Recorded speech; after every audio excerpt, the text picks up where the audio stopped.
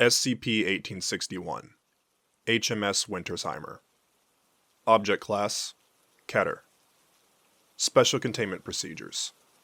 If a manifestation of SCP-1861 is reported, Task Force agents from the nearest Foundation outpost are to reroute traffic away from the affected area and prevent civilian interaction with SCP-1861-B instances. A separate team must be deployed with the specific task of locating and preventing access to SCP-1861-A. As SCP-1861-B instances cannot be destroyed with brute force, diplomatic means of preventing civilian abduction should be undertaken, if at all possible. Foundation misinformation agents positioned in local news sources and weather monitoring sites are to attribute SCP-1861 to irregularities in air pressure and large quantities of dust present in storm waters. Civilians who enter SCP-1861-A are to be declared legally dead, with causes of death attributed to common inclement weather accidents. Description: SCP-1861 is an anomalous meteorological phenomenon characterized by heavy precipitation and fog composed of salt water, human blood, and human cerebral spinal fluid. SCP-1861 manifestations are unpredictable, appearing spontaneously and with no regard to an affected area's natural climate and weather patterns. Manifestations typically occur every 3 to 6 months and have been recorded occurring in numerous regions across the world. Historical records have confirmed that SCP-1861 has existed since early as the year 1916. The size of the area covered by SCP-1861 varies from instance to instance, with the largest recorded affected area measuring approximately 5 square kilometers. Aside from its manifestation, composition, and apparent connection to SCP-1861-A, SCP-1861 displays no additional extranormal properties. SCP-1861-A is a single underwater marine vessel that closely resembles B-class boats used by British Royal Navy in World War I. During each SCP-1861 manifestation, SCP-1861-A will attempt to surface in a body of water that is large enough to contain its full mass. Both natural and man-made bodies of water have hosted manifestations of SCP-1861-A. If no body of water large enough to contain the entirety of SCP-1861-A is present, SCP-1861-A will surface in any collection of water with the surface area large enough to encompass its conning tower and topmost platform, even if the collection of water in question is only several inches deep. SCP-1861-B are humanoid entities that emerge from SCP-1861-A during SCP-1861 phenomena.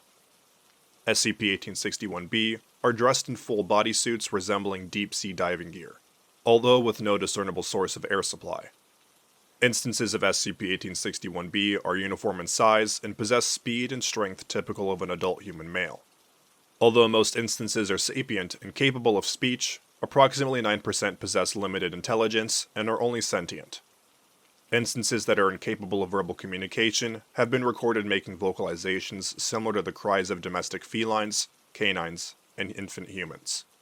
The diving gear worn by SCP-1861-B instances is anomalously durable and cannot be removed except by the instances presently wearing it. If an instance of SCP-1861-B encounters a human subject, it will attempt to persuade the subject into entering SCP-1861-A, claiming that this action would be in the subject's best interest. Subjects who refuse may or may not be forcibly taken into SCP-1861-A, depending on the temperament of the SCP-1861-B instance. Human subjects lured into entering SCP-1861-A will re-emerge during subsequent SCP-1861 manifestations as SCP-1861-B instances. If an SCP-1861-B instance is taken outside of SCP-1861's area of effect, it will begin to experience accelerated fatigue and lose consciousness, becoming completely inert until reintroduced into SCP-1861. After a manifestation of SCP-1861 has ended, SCP-1861-A will disappear along with any remaining instances of SCP-1861-B. Additionally, blood, cerebral spinal fluid, and salt water left behind by SCP-1861 will instantly convert to regular rainwater. Interview Log. Document 1861-1. Interviewed. An instance of SCP-1861-B claiming to be a member of the ship's crew. Interviewer: D-1861-36, receiving questions from Dr. Clutch via remote broadcast. Forward. D-1861-36 was sent into an SCP-1861 affected area and instructed to interview an SCP-1861-B instance. Heavy rain can be heard throughout the interview, and SCP-1861-B's speech is muffled by the diving gear it is wearing. Begin log. D-1861-36. Who are you? SCP-1861-B. Samuel Ramsey of the HMS Wintersheimer. We're evacuating the area. Please, you've got to come with me. You're in danger here. Why? What's going on? I don't have any way to prove this, but I can tell you right now that you're going to die very soon unless you come with me. And that's not a threat. It's a warning. Something really, really terrible is about to happen here. What? What's going to happen? Listen, you've got to trust me on this. When the rain stops, you're going to die. I'm not kidding. You're going to die unless you follow me back to our submarine. You'll be safe there. Just tell me what's going to happen after the rain stops. You wouldn't believe me if I told you. Try me. Look, I know this is going to sound insane, but this isn't regular rain. It's not from this world. There's another world. A horrible world, and it's leaking into this one. Don't look at me like that. You can see for yourself that this isn't normal rain. It's thick. It's red. Please, you have to trust me. I'm begging here. I'm trying to save your life. I've seen what happens to people after this rain, and I'm trying to save you from that. Just come with me, and I swear we'll both survive this. What kind of world is it? How long has this been happening? Listen, I want to help you. I swear I do. But if you won't believe me, I have no choice but to go look for someone else who will come with me. I'm truly, truly sorry, but I can't just stand here arguing with you when there are other people out there I could be trying to save. End log. Interview log. Document 1861-2. Interviewed. An instance of SCP-1861-B claiming to be D-1861-46. Interviewer. D-1861-45. Receiving questions from Dr. Clutch via remote broadcast. Forward. D-1861-45 and D-1861-46, adult males of roughly 30 years of age, had both been sent into previous manifestations of SCP-1861. During that time, D-1861-45 was instructed to avoid contact with SCP-1861-B instances, and D-1861-46 was instructed to enter SCP-1861-A. Heavy rain can be heard throughout the interview, and SCP-1861-B's speech is muffled by the diving gear it is wearing. Begin log. D-1861-45. How do I know that you're really Sal? SCP-1861-B. I can tell you that the code word is boy or D. Is that proof enough? It proves you've got his memories at least. So, what happened after you went inside the sub? The inside of the sub is pretty much just one long, narrow passageway. The thing was full of those diving suit people, along with a bunch of random folk from around town. It was jam-packed in there. You could barely move. You kept getting pushed further and further back as more people entered. The deeper I got, the more certain that I was gonna hit a wall at the end, but it was like that passageway just kept stretching on forever. About an hour after I entered, people stopped coming in and the hatch was closed. Then, without any warning, the sub started filling up with water. Wait, they tried to drown you? I don't know, man. The water just kept rising higher and higher. People were screaming and panicking and knocking each other over. It was awful. The guys in the diving suits tried to keep everyone calm, explaining it was part of safety procedures. They gave out diving suits to the rest of us and ordered us to put them on. So, we did. I mean, what choice did we have? People who'd brought their kids and pets were cramming them inside their suits just to keep them from drowning to death. Makes sense. So, I guess you were trapped down there for a whole another 6 months until the next blood rain thing happened? Actually, we didn't have to wait very long at all. That's where things started getting really weird. Once everyone had their diving suits on, they opened the airlock and started letting people leave the sub. What? Yeah, we were told not to take the suits off yet, though. They told us that when we got off the sub, we wouldn't be able to breathe without our suits, and that everyone we left behind on land would be dead.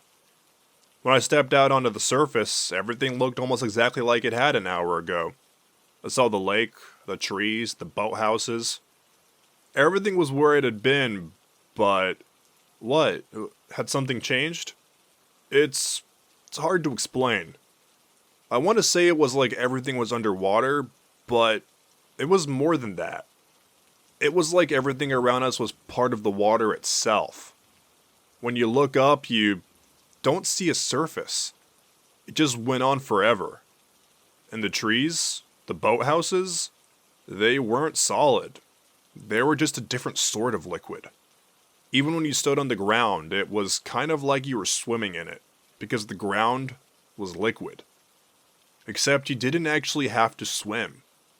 And even though everything was water, you could still tell there was a lake there, as if the lake was a purer form of liquidness. Sorry, am I making any sense at all here? Not a whole lot, no. Hey, Dr. Clutch wants to know how long you guys were out there like that. The whole 6 months.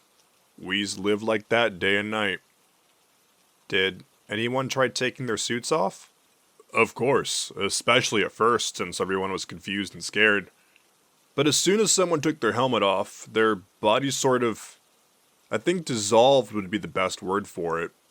They weren't solid anymore. They kind of turned into a mist and merged with the water that was floating around. They lost their shape, but you could still tell they were there, shapeless and floating. How did you guys eat? We didn't. Didn't sleep either. We just breathed. Passed the time by exploring and talking to each other. Did you see any animals or other people? Kinda. We'd see their bodies. They'd float 3 or 4 feet off the ground, and the hair and fur would move like it does when it's underwater, but they always kept their position. Didn't drift away or anything like that. It's really, really weird over there, man. And all the dead things, humans and animals, were missing their eyes. Blood would just keep pumping non-stop from the sockets and then dissipate into the water around them. And their teeth, I can't just say their teeth were gone because that wouldn't begin to cover it. It was like someone took a bite out of their face right where their mouth should have been. Teeth, lip, gums, all gone. And no explanation from anyone. What did the guys who led you into the sub have to say about all this? A lot of them said they had the same story we did. The blood rain came, then someone in a suit told them to climb into the sub, then bam! Waterworld. There was this one guy, though. He said he was the original captain of the sub. Herschel Guthrie of the HMS Wintersheimer was how he would introduce himself. Anyway, the guy was a loony one. Rarely ever even spoke coherently. If you asked him about the sub, he'd call it his Ark. If you asked him about the water place, he would call it the New World. What did he say about the people with missing eyes and teeth? He just said the Watcher of Eyes and Biter of Teeth deemed them worthy, and crazy talk like that. How do you wind up back into the real world? It was pretty sudden, actually. One day, a bunch of guys started yelling for everyone to make their way back to the submarine. Said that another area was getting attacked, and we needed to rescue as many people as possible. Alright, weird water dimension, mangled floating corpses, infinite submarine. Got all that, Dr. Clutch? Great. But now why haven't you taken off that suit already, Sal? Sal? I'm scared, man. I don't know what's real anymore. Hell, I can't say for sure that I'm even really alive. We have these diving suits that wander around, moving like people, but barking like dogs and talking like toddlers. We weren't what we used to be before we put on the suits. I'm sorry, man. I don't understand very much of this, but given what I do know, I honestly don't think that we're human anymore. Dr. Clutch says you've got to take off the suit for science and all that. SCP-1861-B does not respond for 15 seconds. I'm just so scared. If I'm not human, what am I? If I take this helmet off, what'll I see? Before, when we were in that storm together, the guys in the suits told us that we'd die as soon as the rain stopped. And you know what? During the time I spent in that water place, I found you. Teeth missing and eyes gone. I saw your dead body, and I thought, maybe those guys were right. Maybe everyone else really is dead. And here you are, in front of me. I don't get it. I don't know what's real, man. Well, what else are you going to do? Get back into the sub and live in SeaWorld for the rest of your life? Who knows, maybe it's not too late to get back to normal. If I were you, I'd think death would be better than whatever kind of hell you're stuck in. Just take the suit off already. Okay, here goes. End log. Closing statements. SCP-1861-B removed his helmet, and large amounts of seawater began to pour from the suit. No body was found inside, but 2 human eyes and a set of teeth were recovered from the diving suit. Testing performed on the remains revealed that the eyes originally belonged to an 8-year-old female, and the teeth to a European red deer.